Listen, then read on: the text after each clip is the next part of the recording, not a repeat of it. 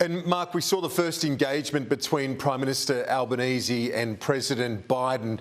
Really unprecedented speed between being sworn in and then being on the world stage and meeting the US President, isn't it? Correct. Look, you would think that there would be a natural affinity between the two leaders. They both do come from centre-left parties, if you like, both heavily involved in advocating for workers and connections with the union movement, as the Democrats have in the US and the Labor Party does in Australia. And, I think there would be a natural inclination towards a commonality of view on a lot of issues. And equally, although, as I say, perhaps our new Prime Minister may not have had the same depth of experience in foreign policy and national security as, say, Minister Wong, for example, or indeed Joe Biden himself.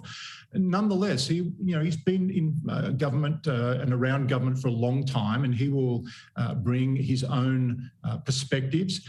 I think he'll be listened to respectfully. And as I say, the US will be looking for any changes in nuance or changes in language, but they certainly won't be expecting any big muscle movements to change Australia's position on critical issues.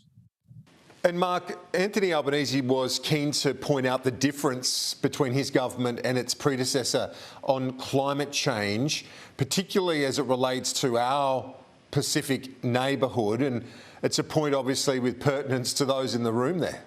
Yeah, absolutely. And I think at the Quad, this government will, again, maybe look to a slightly different emphasis, emphasising more soft power issues like environmental issues rather than hard-edged defence. They won't ignore that and they won't wish that away. But I do think you'll see a change of emphasis.